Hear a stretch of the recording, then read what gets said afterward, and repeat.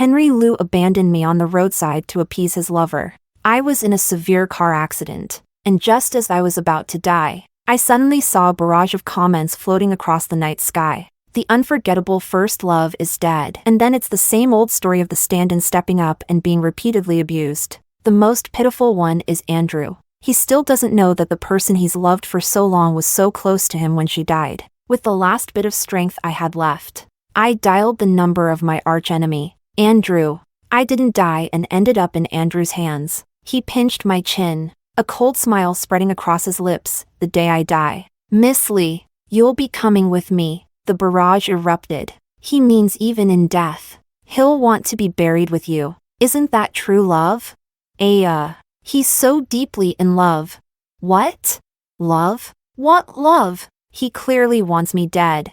The next second, Andrew leaned down and kissed me. Chapter 1. Henry and I had a huge argument, and he threw me out on the roadside. The reason for our fight was that new intern in his company, Winona. They say she looks like me, but younger and more soft-spoken. In the car, Henry received a distress call from her. On the phone, she cried, her voice trembling as she said she had drunk too much and was being harassed by thugs outside a bar. I turned my head and sneered at Henry. Why didn't she call the police if she was being harassed? Why call you?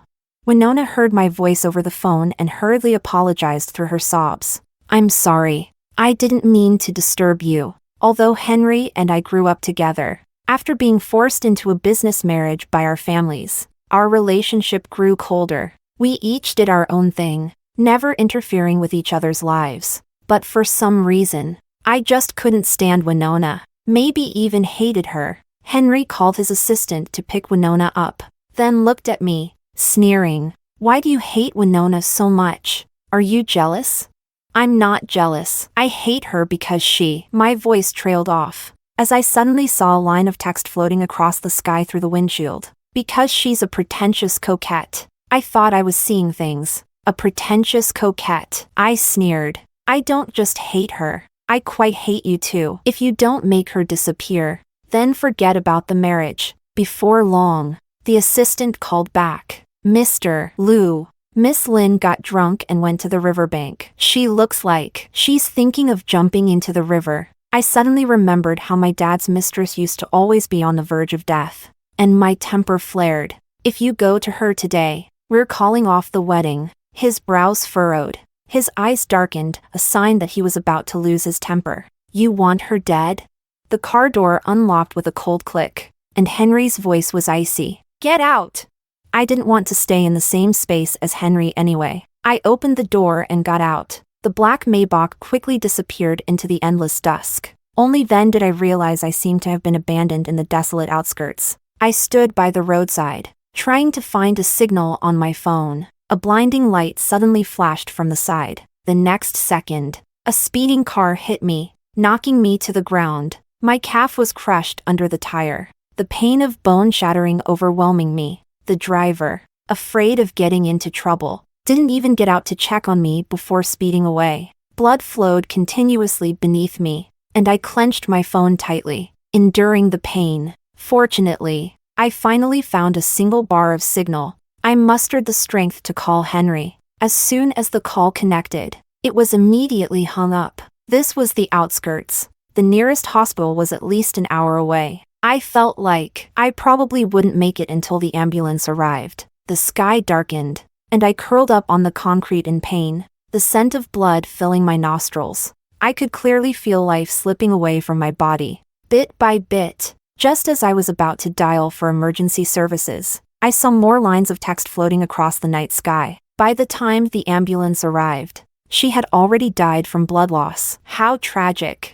Rachel's story ends here. If Henry knew the call he just hung up was Rachel's last call for help before her death, he would probably regret it for the rest of his life. Whether he regrets it or not, he will definitely hate Winona for it. The unforgettable first love is dead, and the stand-in takes over, leading to more abuse and a tragic ending. The saddest part is Andrew. He doesn't know that the person he's loved for so long was so close to him when she died. He'll go mad and become the villain later, and his ending won't be good either. Enough. I can't stand seeing Andrew like this. I blinked, confirming that I saw Andrew's name. He seemed to be very close to me. I tried to move, and the will to survive pushed me to use the last bit of my strength to dial Andrew's number. The call connected quickly. His voice was cold. "Speak." I suddenly felt like crying, even though things had been so tense between us. I didn't expect him to actually take my call. In a weak, trembling voice,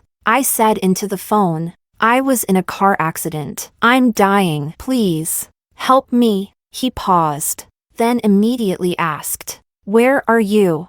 I told him the location and didn't hang up.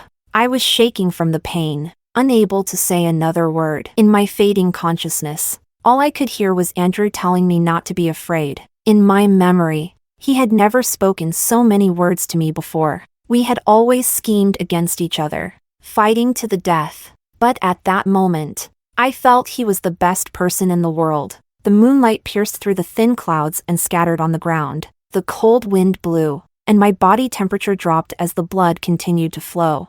I was shivering uncontrollably, struggling to keep my eyes open. Through the blood-blurred vision, I saw Andrew rushing towards me in a panic. Just before the world fell into darkness again, I saw more lines of text appear before my eyes. The unforgettable first love was saved? She didn't die? So how does the stand-in take over now? Why does this feel different from the usual novel tropes? Suddenly, it's getting interesting. Let's keep reading. Oh no, what should I do? I'm starting to ship them together. Chapter 2. During the half-month I was in a coma, I gradually understood. The words I saw were called a barrage. It was from reading The Barrage that I learned I was the unforgettable first love who died young in a stand-in novel. Henry is the male lead, and Winona is the female lead. After my death, Winona took my place with her similar face, starting a tragic love story with Henry. I thought Henry no longer had feelings for me, but it turns out he still carried me in his heart. After I died, he couldn't stop thinking about me, leading him to both love and hate Winona. Honestly, the plot of this novel disgusts me. Even after death, I don't find peace but become part of the tragic love story between the male and female leads. The day I opened my eyes, the barrage went wild. Rachel woke up.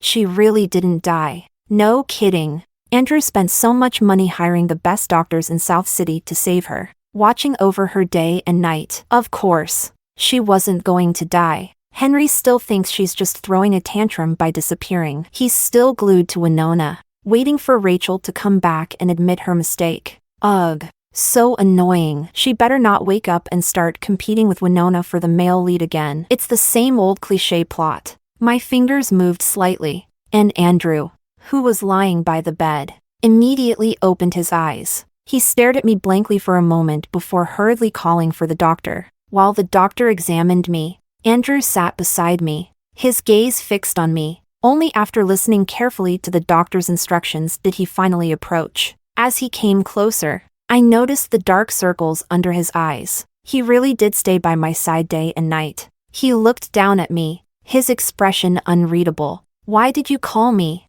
I didn't know how to explain, so I just rasped. I randomly dialed your number. Thank you for saving me." Andrew's dark eyes were cold, devoid of any warmth. "The doctor says you're fine now. Since you're awake, call your fiance and have him come pick you up." Andrew. I called him softly. "Maybe we could be friends." His tall figure stood against the light, the shadows deepening beneath his brows. And he sneered. "Being friends with Miss Lee costs tens of billions." Andrew clawed his way up from the very bottom. He had no background, no way out, so his methods were ruthless. He was notorious in the business world for his cutthroat tactics. 3 years ago, he snatched 2 projects from Henry to get back at him. I deliberately approached Andrew. Surprisingly, he wasn't very guarded against me. I quickly teamed up with Henry to take away his most important business deal, causing him to lose billions. Those billions might not mean much to Mr. Chin now,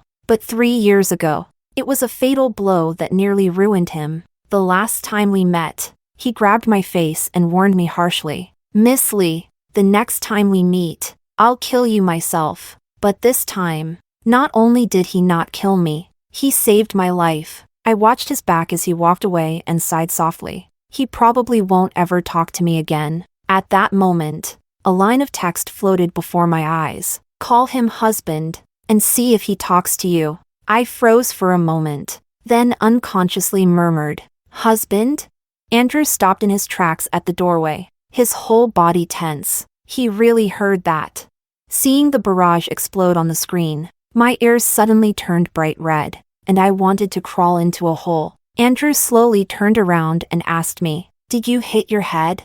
I buried my face in the blanket, peeking out at him through a small gap. Based on the information from the barrage, I knew Winona was the daughter of the woman my dad had an affair with. Now, my dad had acknowledged her as his daughter. According to the plot, after I die, my dad would have Winona marry Henry in my place. My dad wasn't too heartbroken about my death now that he had a new daughter. But back then, he begged me to agree to the marriage with the Liu family for the sake of his company. As expected, I'll never be more important than his interests. Rather than going back now to be used as a pawn by my father and being forced to marry Henry, I might as well pretend to have a damaged brain. I popped out of the blanket and said to Andrew, back then, my dad forced me to marry you to pay off his debts. Even if it was a business marriage, you didn't have to be so cold to me. We could be friends. The night was dark and thick. Andrew's silhouette was hidden in the darkness, his gaze deep and unreadable. I weakly coughed. Andrew,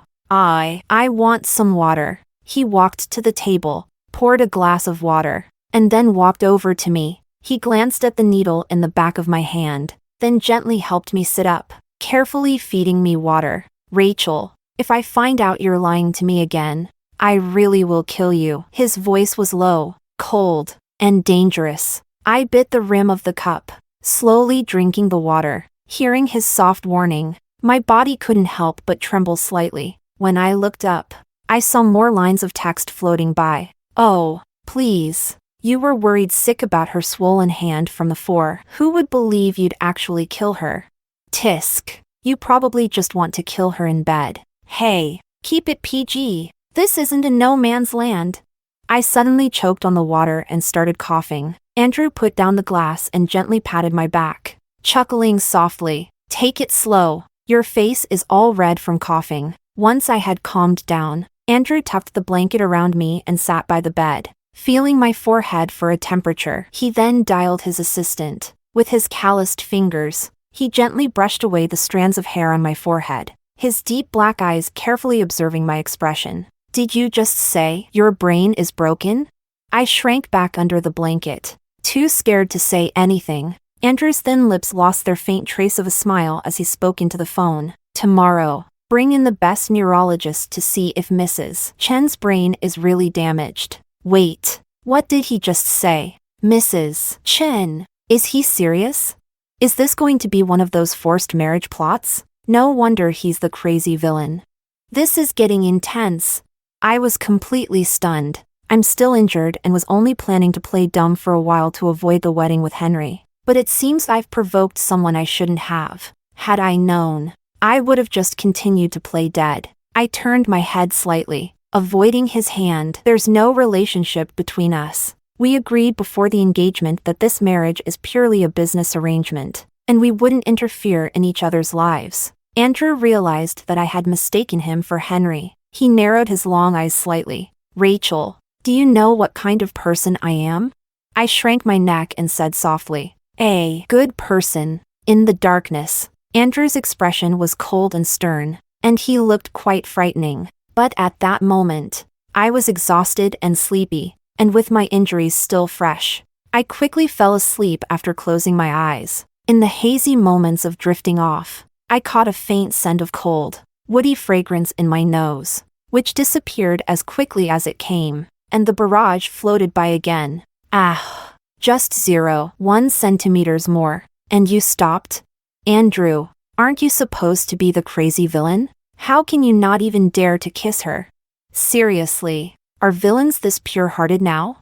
Chapter 3. The doctor said that after the car accident, I might experience some memory confusion, so it's normal to mistake people. Maybe it will get better after some time. I don't know what Andrew is thinking. He didn't deny being my fiance and even visits me every day. The comments say he's doing it to avoid upsetting me and to help with my recovery. It seems like the little bit of kindness he has left in this life is all being used on me. But my temperament is both capricious and spoiled. Henry couldn't stand my attitude long ago. Andrew really shouldn't like me. 2 days ago, I threw a tantrum in the hospital, and Andrew took me home. After learning that my brain was messed up, his temper and patience seemed surprisingly good. No matter how spoiled I acted, he didn't seem to get angry. At one point, people around him thought he was the one who had lost his mind. The weather quickly turned to early summer, sunlight streaming through the blinds, and even the breeze carried the scent of sunshine. My leg had finally healed enough to walk around after receiving treatment. Andrew sat by my bed, slowly peeling an apple. The pale golden light shimmered on his tousled hair, and when he looked up, the sunlight just grazed his cold, dark eyes, giving an illusion of warmth. I stared blankly for a long time before snapping out of it and taking the apple from his hand. I took a bite and then threw it on the floor. Tasteless. Andrew's eyebrows slightly furrowed, a faint trace of impatience on his face. Sure enough, someone as spoiled as me would be intolerable to anyone. In the 2 months I was gone, even my father and Henry didn't care about me and never looked for me. It would be good for Andrew to wake up sooner and realize what kind of person I really am. Unexpectedly, he stood up, picked up the apple from the floor, rinsed it briefly with water from the kettle, and then bit into it, his dark eyes narrowing as he looked at me. His expression revealed a hint of danger. I immediately shrank back, whispering, "That apple, I've already bitten into it." Andrew's lips curled into a faint smile. Miss Lee has never gone hungry, so she doesn't know the value of food.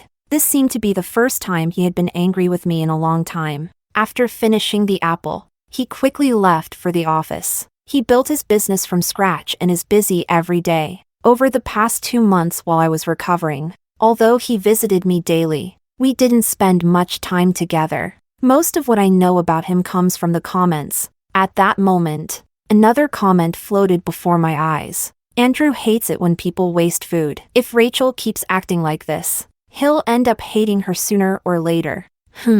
So if I keep acting up a few more times, Andrew will start to hate me. My leg has almost healed now, and by my calculations, it's just the right time to go back and settle the score with those people. Suddenly, the comments began to increase. Andrew has been an orphan since childhood. He once fought wild dogs to protect his food and started underground boxing at 14, enduring countless beatings just to get a full meal. Even after Rachel's death, Andrew was the only one who remembered her. But this spoiled young lady really didn't deserve the madness he later showed in avenging her. Yeah, just think back 3 years ago. Rachel casually mentioned meeting him for strawberry souffle the next day. Then she stole his business and disappeared, leaving Andrew waiting for her all day in the pouring rain. Indeed, someone as heartless as Rachel doesn't deserve him. That night, I tossed and turned in bed, unable to sleep. I had planned to cancel the contracts with the Liu family after returning, which would naturally transfer those businesses in the new city to Andrew. As long as the Li and Liu families don't join forces, Andrew would have no rivals in South City. How am I heartless? Lying in bed, staring at the screen full of comments accusing me of being heartless, I suddenly sat up. In the quiet of the night, I let out a long sigh. I truly deserve to die. Chapter 4. I climbed out of bed, felt for the crutch beside the bed, and headed to the kitchen. I turned on the kitchen light and hobbled to the fridge, taking out the ingredients. Since I'm picky about food, the fridge is always well stocked, so making a souffle wouldn't be a problem. I cooked the batter, piped on the cream, and finally added fresh strawberries on top. Looking at the delicate dessert on the plate, I let out a cold snort. Let's see who dares to say I don't deserve Andrew. Were you calling me? My body stiffened for a moment as I slowly turned to see Andrew lazily leaning against the doorframe. I had no idea how long he had been standing there, but I quickly found the answer in the comments. It seems he had been there shortly after I entered the kitchen, but I was too focused on what I was doing to notice him. I couldn't help but complain. Are you a ghost? Standing behind someone without making a sound, he walked into the kitchen, tugging at the corners of his lips. If you wanted something to eat, why didn't you call someone? Why sneak into the kitchen in the middle of the night? I pushed the souffle in front of him. I made it for you. Earlier, I suddenly realized I had misspoken and quickly shut up. Andrew paused, tilting his head slightly to look at me. Miss Lee has regained her memory and finally stopped calling me husband? I only said it once. I pursed my lips. And I wasn't calling you. The smile in Andrew's eyes instantly faded, his voice dropping as he asked. Then who were you calling? Standing on one leg, I instinctively stepped back. My foot faltered, and I nearly fell. Andrew reacted quickly, grabbing me by the waist. He held my waist firmly and lifted me onto the kitchen island. Don't move. His deep voice echoed in my ear, strangely alluring in the quiet of the night. My breathing inexplicably quickened. His hands rested on either side of me as he glanced at the plate and then lowered his eyes to ask, "You made this for me?" I nodded slightly. "But I don't like sweets." "Then throw it away." I paused, then said, "Or feed it to the dog." He picked up a spoon and started eating the dessert, a smile slowly spreading across his lips. "Not bad." Suddenly, he held the spoon to my lips. "Taste it." Aside from the man in front of me, pink comments floated across the screen. I realized that the interaction between Andrew and me was becoming too intimate. I turned my head slightly. "I don't eat sweets at night. They'll make me gain weight." Andrew grabbed my chin, forcing me to look at him. "If you don't eat it, I might think there's poison in this cake," he said with a faint smile, a strange emotion flickering in his dark eyes. "I can't go down alone. Can I?" I lowered my head and took a bite of the cake from the spoon, glaring at him. "Dog." Instead of getting angry, Andrew chuckled and continued eating while feeding me. The sweet smell lingered in the air, and soon the souffle on the plate was gone. Even though it was just the two of us in the kitchen, the continuous flow of comments made me feel like I was being watched, making me extremely uncomfortable. After finishing the dessert, I hastily jumped down from the kitchen island. My mind went blank, and for a moment, I forgot that my left leg was injured. When I realized it, I gasped in pain. I reached out, grabbing the collar of Andrew's robe, pulling it open, exposing his firm chest muscles. I stumbled forward, my head buried against his chest. A bit of cream from the corner of my lips smeared on his chest, which rose and fell slightly. Below that were his defined abs. Faint scars were still visible on his skin. The situation was too awkward. I froze until I heard his voice above me. "Rachel, what exactly are you trying to do?" I looked up, meeting his obscure gaze, and suddenly realized that all the comments had disappeared. Only one fleeting comment remained, complaining about how the novel's censorship didn't allow anything below the neck to be described. Oh, so, this scene in front of me, they couldn't see it. I looked at Andrew, my gaze drifting. "I just want to go back to sleep. Your leg is injured. Don't move around." The next second, I felt my body lift as he picked me up. The cool, woody scent from him filled my nostrils, making me tense, and my fingers suddenly tightened on his shoulders. He frowned slightly, looking down at me. "Are you a cat?" I quickly released his shoulders, my hands now resting awkwardly on his chest. "This position doesn't seem right either." Andrew held me steadily as he walked toward the bedroom, letting out a soft chuckle. "If your mind is already healed, how should I deal with you?" I looked at him with innocent, harmless eyes. "I don't understand what you're talking about, hubby." Andrew's eyes darkened as he looked at me. "Does Miss Lee think I got to where I am today by being easily deceived? This guy Andrew is becoming harder and harder to fool." He gently placed me on the bed, and I wrapped my arms around his neck, giving him a light kiss on the cheek. Andrew's body stiffened, and his expression froze. Blushing, I whispered to him, "Good night." Chapter 5. The next morning, I was woken up by the ringing of a phone. With my eyes closed, I fumbled for the vibrating phone under my pillow. On the other end of the line, Secretary Wang's voice came through. "Miss Lee, yesterday Henry asked me about your whereabouts. I'm currently using a private phone number, and only Secretary Wang can reach me." I rubbed my eyes. "What did you tell him?" "I said you went to Europe for business and wouldn't be back for a while." But next month is your wedding day. Are you still planning not to return?" I turned over and continued speaking. "I'm planning to run away from the wedding. He can marry whoever he wants." "Sister Wang, You were right. Even if I'm entering into a marriage of convenience, I can't just pick any scumbag. I'm clear-headed now. I stared at the ceiling, suddenly recalling how Henry once mentioned feeling a sense of novelty when he met Winona. At that time, I didn't understand what he meant, but after meeting Andrew again, I must admit it feels quite fresh. It's kind of interesting when you think about it. As soon as I finished speaking, I locked eyes with a pair of pitch-black eyes in the corner, and the blood in my veins froze. It was Andrew, and then the screen filled with a barrage of WTF comments. I was dumbfounded, my mind going blank and unable to think. My face went pale as I hurriedly hung up the phone and hid it behind me. Why are you here? Comments appeared before my eyes. Why is Andrew still wearing the same robe from last night? Did he stay here all night? Help.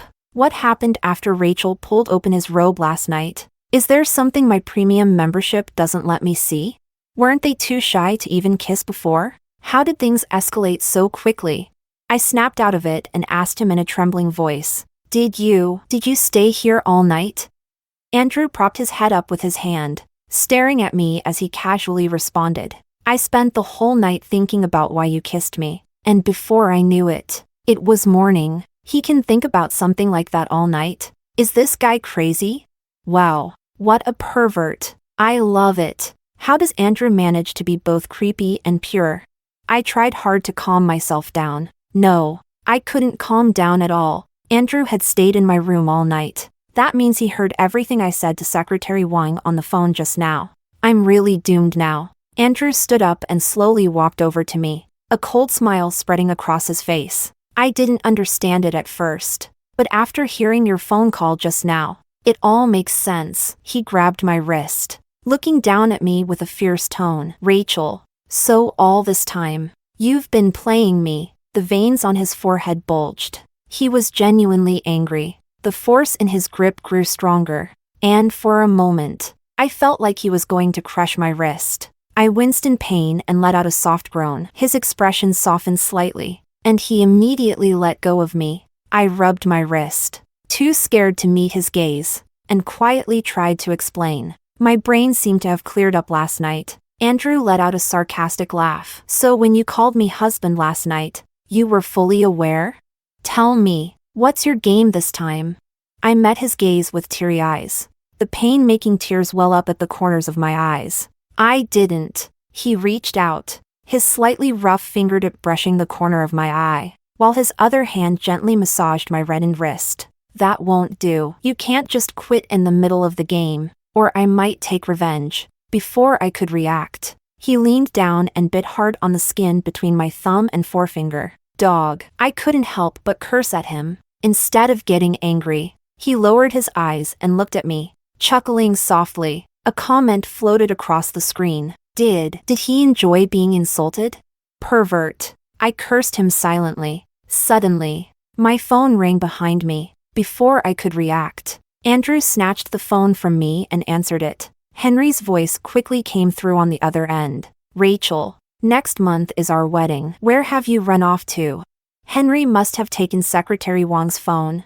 Andrew's expression darkened. I reached out to grab the phone from him, but he stepped back, and I ended up falling into his arms. He held onto my fingers, his palm radiating a warm heat that seeped into me. I mouthed the words to him. I don't want to marry him. Don't let him find me. Andrew paused for a moment, the ice in his dark eyes melting instantly. On the other end of the line, Henry started to threaten me. Rachel, I know you want to run away from the wedding. If you don't show up next week, I won't hesitate to replace you with another bride. You probably don't know this, but the Lee family doesn't just have one daughter. Even if you disappear, you won't be able to stop the marriage alliance between our families. Andrew squinted his eyes, lazily playing with my fingers as he spoke. Her brain's broken right now, so she won't be marrying you. Henry hesitated for a moment. Who are you? Why are you holding Rachel's phone?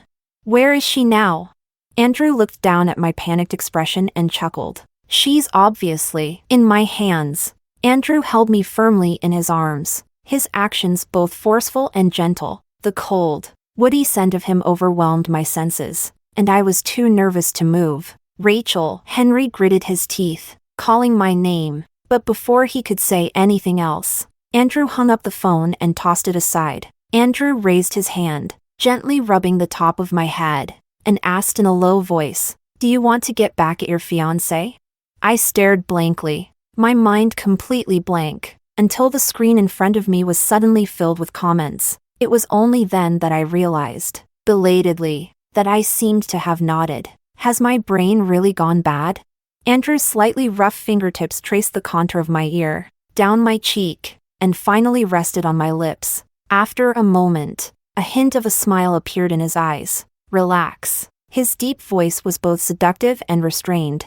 I grew even more nervous because the barrage of comments didn't disappear like they did last night. "Aw, I'm so excited. I'm about to scream. Wow, is this really something I'm allowed to see? After a long day of work, this is exactly what I deserve." I closed my eyes tightly, then opened them again. No, I couldn't do it. Knowing there were people watching, I opened my mouth, about to say something, when there was a knock on the door. Andrew immediately let go of me. Then, his assistant pushed the door open and entered. "Boss Chin, there's a document that needs your urgent signature." Andrew took the document, his eyes lowering as he suppressed the desire in them. "That's it? It's over?" I knew it. There's no way I'd be allowed to see this. I was so ready. "And that's all? Are you kidding me?" I let out a sigh of relief. I looked up and met Andrew's gaze. He tossed the document to his assistant, leaned in close, and whispered in my ear, "I'm pretty busy today, but I'll come find you tonight." In a moment of foolishness, I asked him, "Don't you ever sleep?" He chuckled, "Then make sure you're clean and ready for me tonight." Huh? Is this happening at full speed? It's always more thrilling with the darkened female protagonist and the villain.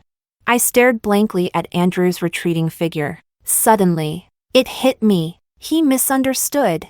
Chapter 6. In the evening, the maid helped me take a bath. I'm not sure if it was Andrew's idea, but even the bath gel had a special floral scent. I waited anxiously until late at night, but Andrew didn't show up. I sat on the sofa by the window, reading a book, and unknowingly fell asleep. A loud bang jolted me awake. I hurriedly opened my eyes to see Andrew standing at the door, one hand in his pocket, his expression grim. "Miss Lee, did you sleep well?"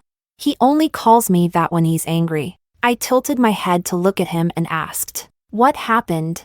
The bedside lamp cast a cold, heavy light on his eyes, and he just stood there, quietly staring at me for a long time. "I lost a deal today, just like 3 years ago, because of a leak of company secrets. This time it wasn't me." Miss Lee is quick to deny it. Andrew leaned in slightly, his hand gripping my wrist. "I saved your life, yet you still plot against me. Do you even have a heart?" His voice was icy, devoid of any warmth, and suddenly he pushed me down onto the sofa. His cold breath was close, and I stared at him with wide eyes. "Andrew, what are you trying to do?" He pinched my chin, a cold smile spreading on his lips. "You should know that I stepped on many people to get where I am today. If there comes a day when I lose everything, I'll die a horrible death. So when I die, I'll make sure you, Miss Lee, come with me." He means he wants to be buried with you, even in death. Isn't that true love? Aw, he really loves her so much. No, how is that love? He clearly wants to kill me. I blinked, and another comment floated across my vision. Another classic tragic romance trope in a novel. No one speaks up to clear the misunderstandings, and even if they like each other, they won't admit it. Yeah, why not just clear up the misunderstanding? I calmed down and looked up at him. "I already told you it wasn't me. You should really check for a mole in your company. Besides, I've started liking you now, so I won't hurt you anymore." The coldness in Andrew's eyes faded as he froze. Wait, did she actually just speak up? Ha, what good will that do? In novels, even if the heroine defends herself with all her might, the hero never believes her. But they're not the main characters. Andrew stared at me, a faint smile suddenly lifting the corners of his lips. "Rachel, even if you're lying to me this time, I'll accept it." Then, with sudden excitement, he leaned down and bit my earlobe. "Aw, this is pure love." Who can follow this wild plot?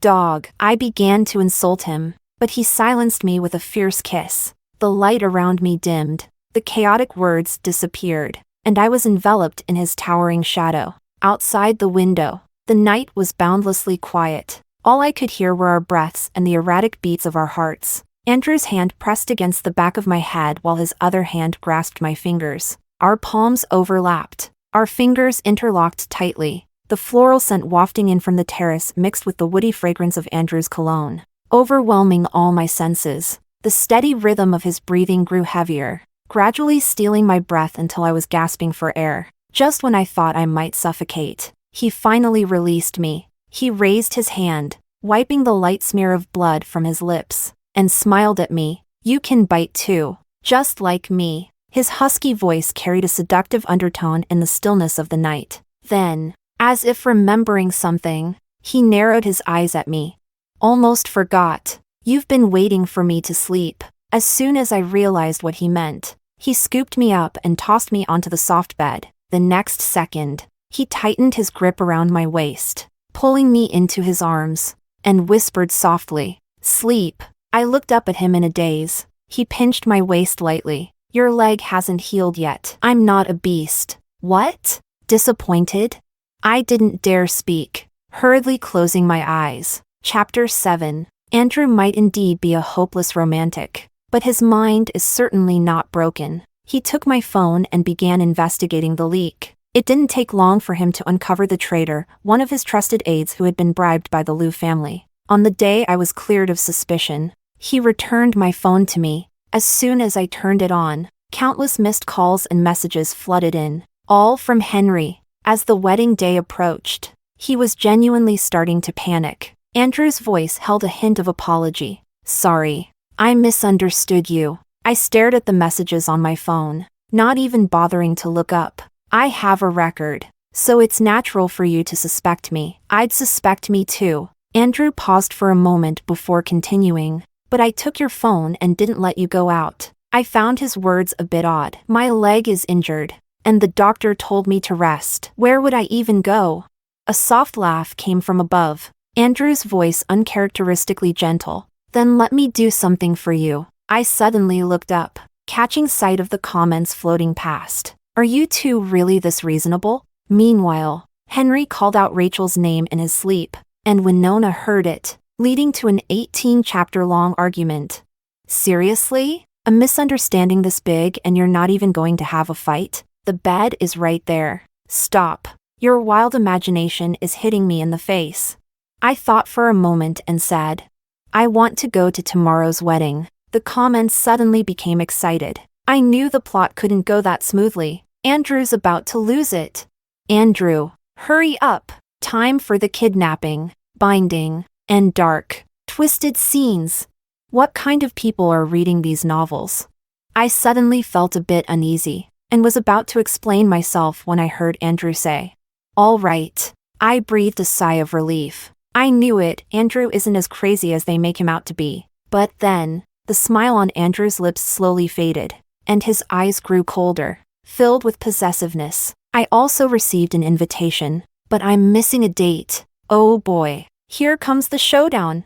Chapter 8. Before going to sleep, Andrew unexpectedly offered to massage my leg. His temperament is usually wild, like a dog, but at this moment, he was inexplicably gentle. He must have felt guilty for misunderstanding me this time, and his conscience got the better of him. I looked down at him as he knelt in front of me and smiled. Thinking about it, it's only right that he serves me like this. Andrew lifted his gaze to meet mine, his expression a bit cold. "Why are you smiling like a fox?" "You're the fox. Your whole family is full of foxes." He held my ankle in his hand, his dark eyes dimming for a moment, then asked, "Is your leg better?" I nodded. "The doctor said it's almost fully recovered." Andrew suddenly asked me, "I remember you mentioned that you like me?" In a moment of panic to save my life, I had indeed said that. I instinctively tried to pull my leg back.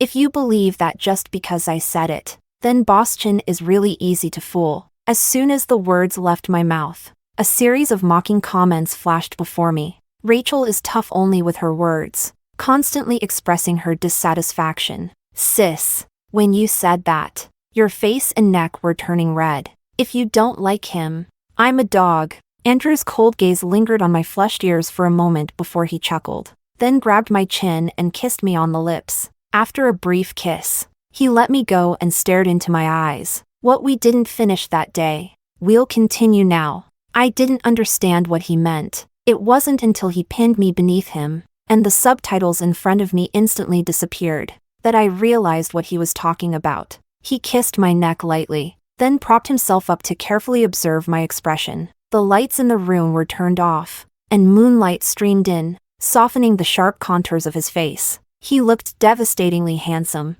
I could hear the sound of my own heartbeat speeding up. Are you scared? Who's scared? My breath was erratic, and I pushed him away with all my strength, cursing, Andrew, you bastard. When I said sleep, that's not what I meant. He pressed down on my hands, his scorching body heat seeping into me, and he smirked wickedly. Save some strength to curse me later. He leaned down and kissed me hard, swallowing my muffled protests. His fingers brushed through my hair, then trailed down my arm, capturing my wildly flailing hand, and just like that, I was pulled into the depths of the endless night by him. Chapter 9. The next morning, I opened my eyes, feeling sore all over as if I had been torn apart. Andrew held me tightly by the waist, pulling the blanket back up to cover me. At that moment, a flood of nonsensical comments appeared before my eyes. My face flushed with heat, and I immediately reached out to pull down the blanket covering Andrew. There were faint scratch marks on his tanned abs. The world fell silent again. Andrew stared at me, raising an eyebrow slightly. Are you really embarrassed? I didn't say anything. Instead, I picked up the watch he had left on the pillow and glanced at it. Then I tossed the watch onto his chest. The wedding is already over. Didn't you promise to take me there yesterday? A mischievous smile appeared in Andrew's dark eyes. Didn't Henry say he was going to marry someone else? Why would I take you there to ruin such a good thing? No wonder he kept me busy all night, turning me over and over. So that was his plan. Furious, I kicked him. I wanted to go back to settle scores with them. Now that the wedding is over, how am I supposed to do that?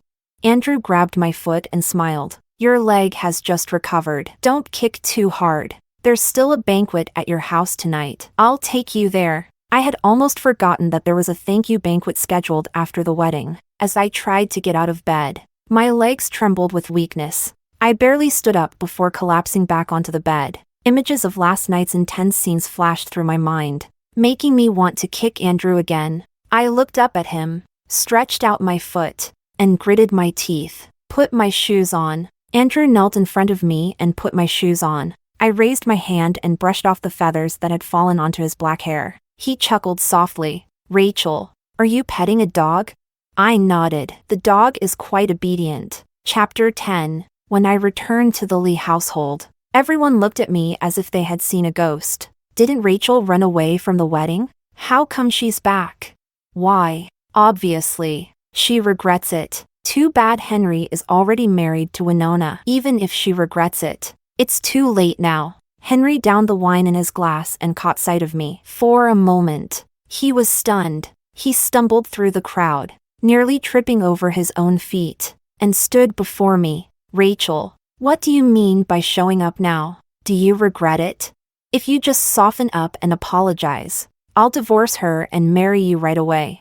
I've always had feelings for you. I only got together with Winona to make you jealous. It seems he's had quite a bit to drink tonight. He's even spilling his true feelings.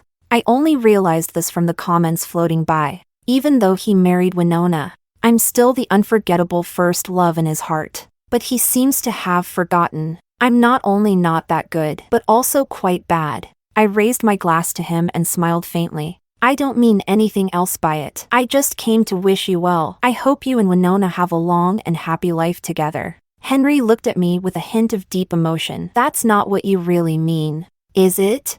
Of course not. What I really want to do is curse at him. He's already married, and yet he's still looking at me like this. Isn't it disgusting? I didn't want to talk to him anymore, so I walked past him. He reached out to grab my wrist, but I avoided him. I threw the wine in my glass into his face. "Don't touch me. Get lost." The next second, a glass of wine was thrown onto my dress. I looked up and saw Winona. She stood protectively in front of Henry, biting her lip and timidly speaking. "Miss Lee, if you're here to cause trouble, please leave. This is my home. It's my home now too." Of course, as the female lead of the novel, she says such shameless things with such a determined face. It really makes me look like the villainess trying to ruin their relationship. I sneered and looked at Winona. "Then let's see if you can stay." With that, I pushed through the crowd and went upstairs. Back in my room, I picked out a dress from the closet. After changing into it, the comments floated before me again. I'm probably the villainess they're talking about, constantly making trouble and ultimately meeting a bad end. If I want to change my fate, I should try to please Henry and become sisters with Winona. How ridiculous. It's more disgusting to think about doing that than to just play the role of the villainess for the rest of my life, regardless of the consequences. Suddenly, I struggled to zip up the back of my dress. I cursed under my breath. Damn Andrew, knowing my leg is injured and I can't exercise, yet forcing me to eat so much every day, making me gain weight. The sound of the door opening came from behind me, and the zipper was tugged upward. I thought it was Aunt Lou and took a deep breath, saying, "Pull harder." A soft laugh came from behind me. "What's this?" Was Miss Lee not satisfied with last night's service?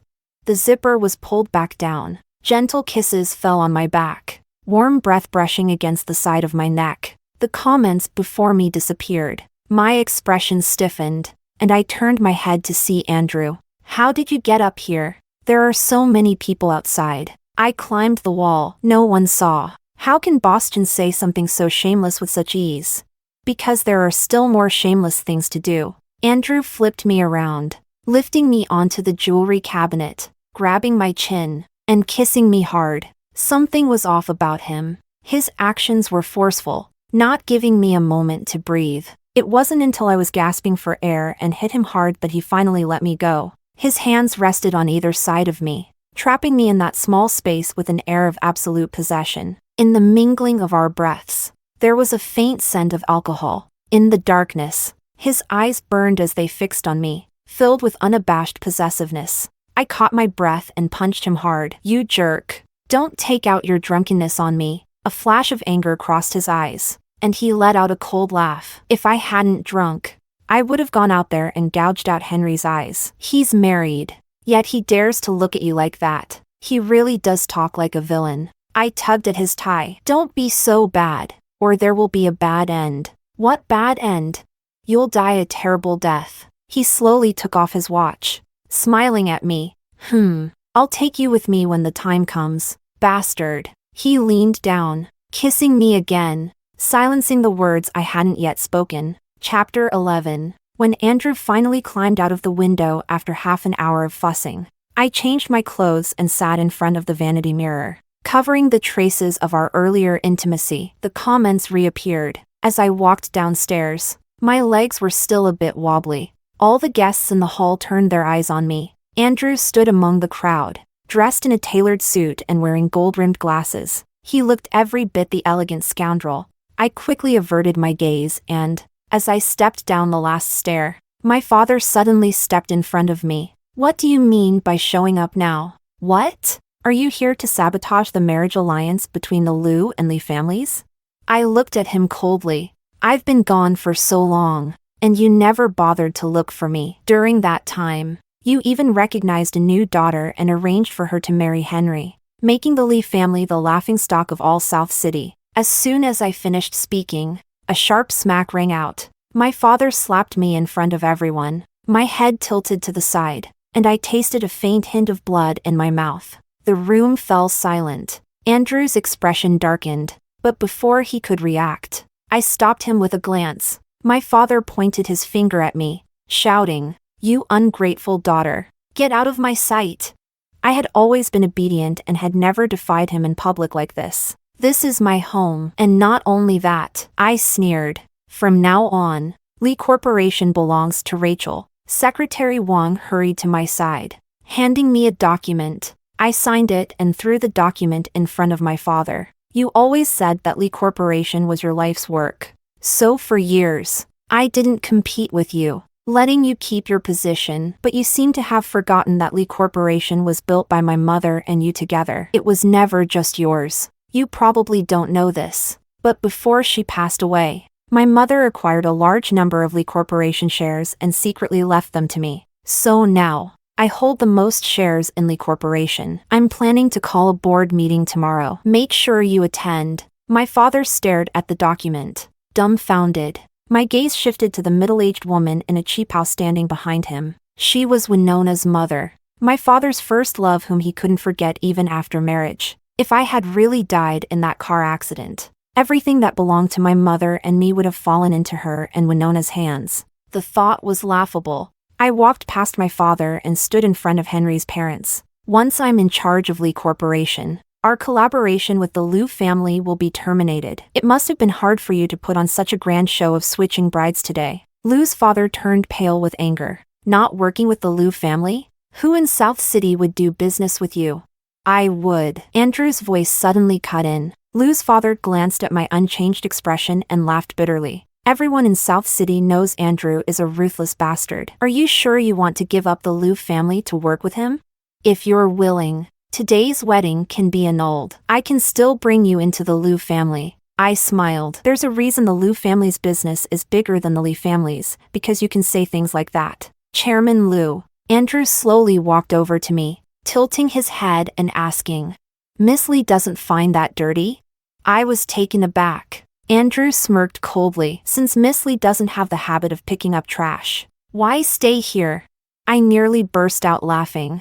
Andrew's sharp tongue was truly something. Throughout all this, Henry had been staring at me intensely. He seemed to be mumbling something to himself. It wasn't until I saw the comments that I realized he was saying I would never find someone who loved me as much as he did, and that if I insisted on stepping into a pit of fire, he would no longer care about me. No wonder Winona, who stood beside him, was crying with anger. Without sparing Henry another glance, I followed Andrew out. Just as we stepped outside, my high heel twisted beneath me. A sharp pain shot through my ankle. I looked at Andrew's back and couldn't help but mutter, "Why are you walking so fast?" Andrew heard my complaint and stopped, turning to look at me. The next second, he squatted down in front of me.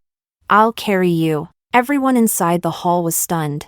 I only realized from the comments that what shocked them wasn't the closeness between Andrew and me. After all, relationships in our circle have always been messy. What shocked them was that someone like Andrew would actually listen to me. I stared at the man crouched in front of me, also a bit dazed. "What are you doing?" Andrew smiled. "Miss, how long do you want me to stay like this? Get on." I pressed my lips together and climbed onto Andrew's back, letting him carry me away. Chapter 12. Andrew carried me, his footsteps steady as he walked towards the parked car, the dappled moonlight casting shadows on the ground. In the quiet of the night, he suddenly spoke. "By the way, I have some good news. They found the person who hit you with the car. He got into a car accident while speeding." "Is he dead?" "No." "Then what's so good about that?"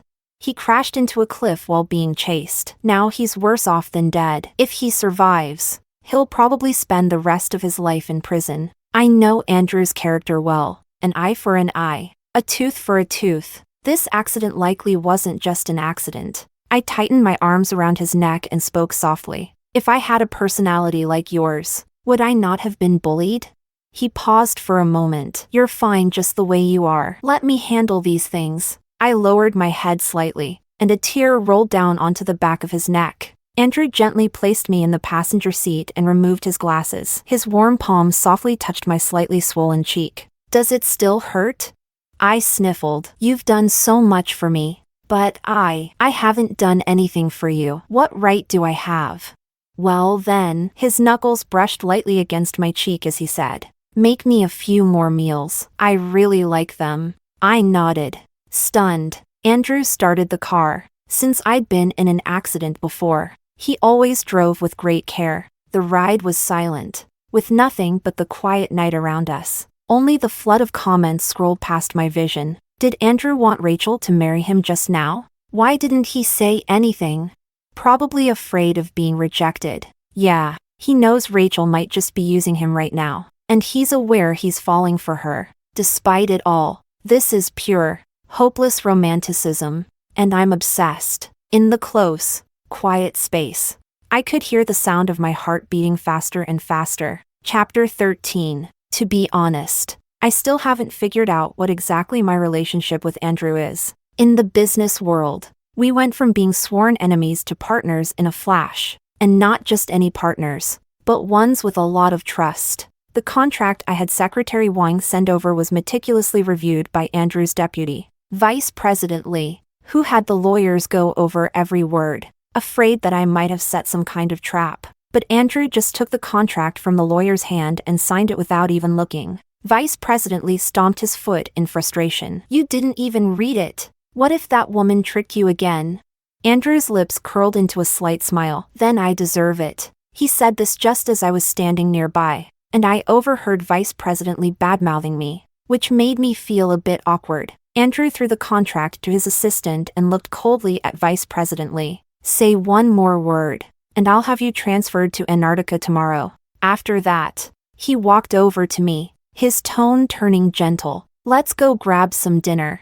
I got into his car, pulled out a copy of the contract from my bag, and started explaining the terms to him. He didn't seem to be listening very intently, glancing at an old alleyway in the distance, and then suddenly asked me, I remember you mentioned you're a bit of a germaphobe. Yeah, a little. Then we should probably stick to our usual restaurant. Suddenly, a comment floated across my vision. Andrew probably wants to take Rachel to the street food stalls he used to go to, but a place like that would definitely put off a lady like her. I pressed my lips together. I'm tired of the usual. Why don't you take me to a place you like? He chuckled. The places I like, you'd probably find vulgar. I turned my head to look at him. I think you're pretty vulgar too, but I don't mind. Andrew let out a laugh, then stepped on the gas, taking me to the old part of town. The black Bentley stopped at the entrance of an alley. He took my hand and led me to an old street food stall. He asked me once more, Are you sure you want to eat here? Yes. I settled onto the plastic stool, and Andrew quickly ordered the food. Even though it was a street stall, the utensils had been sterilized with boiling water, making it pretty clean. Did you used to eat here often? Andrew handed me the bowl and chopsticks after wiping them dry. Not often. He tugged at the corner of his lips. The first time I earned a bit of money from fighting. I came here for a meal. I was so bruised and beaten up that I scared the owner. I watched his casual expression, feeling a pang in my heart. I always knew he had a tough past, but I didn't realize it was this bad. The food was served quickly, and he put some on my plate. Try it. The stir-fry had a salty taste, with a strong flavor of street cooking. I watched the smile on his lips and said, It's pretty good. I took a few bites of rice and then heard Andrew ask me, I heard your dad is planning to cut ties with you recently. I nodded. They all think you've tricked me. That soon the entire Lee Corporation will fall into your hands, leaving us broke. It's a miracle I haven't been tricked by you. I won't trick you anymore. Rachel, his eyes softened. When you said you liked me, was it true? I really meant it. Andrew chuckled softly. You sound like you're lying to me. Suddenly, I got annoyed and kicked his leg under the table. Jerk. Now that doesn't sound like a lie. At that moment, I suddenly understood the helplessness mentioned in the comments, the feeling that even when a novel's heroine speaks her mind, it often doesn't make a difference. Chapter 14. This neighborhood didn't have the best reputation. At the table next to us, a few thugs arrived and gave me a not-so-friendly glance. Andrew reached into his wallet, pulled out some money, and placed it on the table. He said to me, Stop eating. I'll make you some noodles when we get back. He pulled me to my feet, draped his suit jacket over my shoulders, and wrapped his arm around me as we walked out. His grip tightened on my shoulder. Keep walking forward. Don't look back. I could hear the rustling footsteps behind us. Realizing those thugs were following, I was about to quicken my pace when Andrew stopped me. Wait. Something's not right. I glanced back and saw that the thugs who had been following us had scattered. Suddenly, several large men appeared at the entrance of the alley. Before I could react, Andrew stepped in front of me, landing a punch that took down one of the approaching men. A flash of silver glinted in the night. I gasped. "Watch out. They have knives." The sound of fists hitting flesh echoed around me. Andrew glanced back at me. "Find a place to hide." I ran to a corner, my hands shaking as I fumbled for my phone to call the police. A man with a knife charged at me. I suddenly realized that all of this seemed to be aimed at me today. I backed away in panic, and just as the knife was about to plunge into my chest, Andrew grabbed the man from behind, locking his arm around his neck. The man fell backward, crashing to the ground. Andrew told me to run, but I barely made it a few steps before I tripped and fell flat on my face. Useless. Andrew walked over to me slowly, a faint smile on his lips. "Miss, what would you do without me?" I glanced at the men lying in various positions behind him, then practically crawled into his arms. Suddenly, I froze, my hands slowly pulling away from his back. There was a warm, sticky sensation in my palm. It was blood. Andrew was hurt, and he was bleeding a lot. He was wearing a black shirt, so I hadn't noticed his injury. The next second, Andrew collapsed to the ground, taking me down with him. His body temperature was always high, but now his hands were cold. I clutched his hand tightly, crying like a lost puppy. Chapter 15. After Andrew was wheeled out of the emergency room, he was moved into the intensive care unit. The doctor said his vital signs were weak. Just as he had watched over me, I stayed by his side. I wanted to be good to him, but he ended up in a coma for 2 months. I began to hate him, to curse him. "Andrew, you idiot. Who told you to risk your life to save me? Did you ask for my permission? Weren't you the one who said you'd take me with you if you died? If you die on your own, I'll never forgive you. Even my own father wants me dead. So why are you being so good to me?" A knock on the door interrupted my thoughts. I turned around coldly and saw Andrew's deputy, Vice President Lee. "What is it?"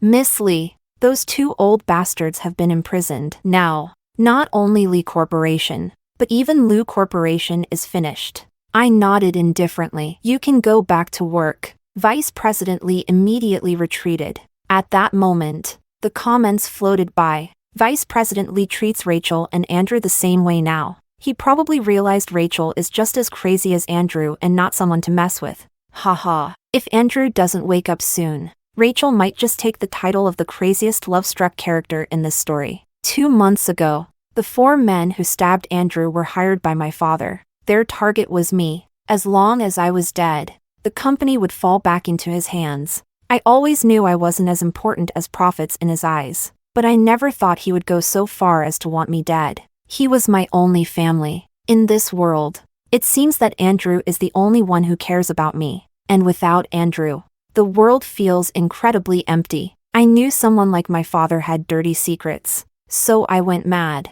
digging into our own company, and I uncovered many long-buried scandals, dragging down a lot of people with them. The Lee and Lou families were always closely connected, so when the Lee family fell, the Lou family went down with them. But now, there are people from South City to North City who want me dead. I leaned over Andrew's bedside, murmuring, "Let me tell you something. Now it's not just my dad. Even the Lou family wants to kill me. Here's your chance. Wake up and protect me. If you keep ignoring me, I'm really done for." My eyelids grew heavier, and in a daze, I felt a gentle touch on my head. I opened my eyes and met Andrew's gaze. I quickly stood up and pressed the call button to notify the doctor, but his hand lightly grasped my wrist, as if he had something to say. I leaned closer to him. "If you die, would you be willing to be buried with me?"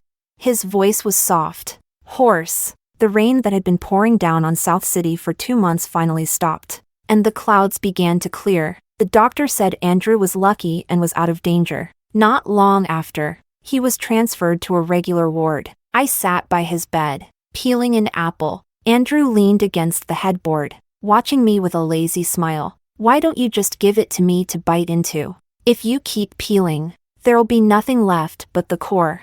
I glared at him but didn't stop what I was doing. "Eat it or don't." "I will." Andrew took a bite of the apple and raised his eyebrows at me. "I heard from Vice President Lee that you went a little crazy while I was in a coma."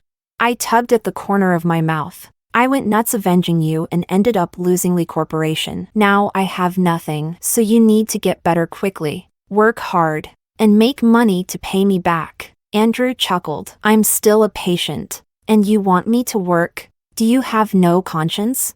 I shook my head. No. I'm a bad person. If you regret it now, there's still time. I don't regret it. The smile on Andrew's lips was faint. I'm willing to be tormented by you for the rest of my life. Is Andrew confessing? Is it that hard to say I love you?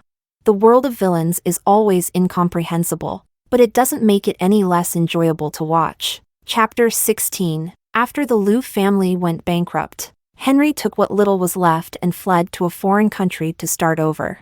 Winona wanted to follow him, but her mother tied her up and sent her to another wealthy man's bed. One day, when I was out shopping, I ran into her again. She walked straight up to me, her eyes red, and said, "Rachel, I'm separated from Henry now. Every day, I'm stuck with someone I don't even like. Do you have any idea what kind of life I'm living?" She always looked like this, weak, pitiful, as if the whole world owed her something. I responded coldly, "If you don't like him, you can leave. What does that have to do with me?" She shook her head. "He won't let me or my mother go. Rachel, you went after so many people, but you spared me. After all, we are sisters by blood. Can't you help me?" I found it laughable. She wasn't even resisting, so why should I help her? "Miss, do I look like a good person to you? I didn't touch you because I don't consider you worth my time. And besides, if he won't let you go, can't you call the police? If you keep bothering me, I'll be the one calling them." I heard that later. The rich guy Winona was with dumped her right after their engagement. Not long after, Henry's business abroad became quite successful, and he returned to the country. Andrew, worried that Henry might come after me for revenge, wouldn't let me out of his sight. But it turned out Henry had already forgotten about me. The person he wanted revenge on was Winona, who had betrayed him. The next time I heard about them, it was on the news. After returning to the country, Henry tricked Winona into going to the Liu family's old estate and locked her in the basement. A week later, Winona managed to escape while he wasn't paying attention and flagged down a passerby to call the police. When she was taken to the hospital, she was covered in wounds, barely clinging to life. It was said that while Winona was hospitalized, the Liu family bribed her mother to write a letter of forgiveness for Henry. But Winona, always the weak one, surprisingly cut ties with her mother and insisted on suing Henry. Her luck wasn't all bad. When she was at her wit's end, a top lawyer suddenly appeared and helped her win the case, sending Henry to prison. I was lazily leaning against Andrew's chest, watching TV. He glanced down at me, chuckling, his chest vibrating slightly. "Miss, you sure love tearing my clothes off. Do you have a special fetish or something?" I took a bite of the peach he offered. It's the only way to get some peace and quiet, according to those who send comments. Any scene in the novel that goes below the neck ends up getting censored. Only like this could the endless barrage of comments disappear from my vision. The lawyer who helped Winona with the case seems to be your high school classmate. Did you arrange that? I suddenly had a change of heart and felt like doing something good. Andrew hugged me tighter, lowering his head so that the stubble on his chin brushed against the top of my head. "Then could you do one more good thing?" I looked up and asked, "What is it?" Andrew didn't respond. Instead, he went back to the room and changed into a white shirt. He rarely wore white, but when he did, it gave him an air of purity, combined with that excessively handsome face of his. It made my heart race for no reason, my mind going blank for a couple of seconds before I muttered, "What do you want me to do?" He walked closer, his eyes slightly lowered, his tone serious. "When I woke up, I asked you, if you died, would you want to be buried with me?" I didn't quite understand what he meant. It wasn't until the comments flooded my vision that I realized. Andrew was proposing to me. I didn't know if I was touched or angry. With tears in my eyes, I punched his chest. "Idiot. Who proposes like that?" Andrew laughed, catching my hand and gently kissing the back of it. Then he pulled out a diamond ring and slipped it onto my ring finger. I froze. "You're not even going to ask if I want to?" He curved his lips into a smile. "I know you do. At that moment, the screen was filled with comments. Woohoo! Happy ending! So it turns out Henry and Winona weren't the main characters after all. Who would have thought I'd get to see the villains have a perfect ending? But unlike before, when Andrew leaned in to kiss me, the screen full of comments disappeared. The story ended here, and that long, heated kiss lasted for quite some time. Andrew's fingers slid through the hair framing my face, cupping my cheeks as he studied my expression through the lingering light. What are you thinking? I panted softly. I'm thinking, from now on, the story will be just you and me. He stroked my hair, smiling as he asked, then what should we do next?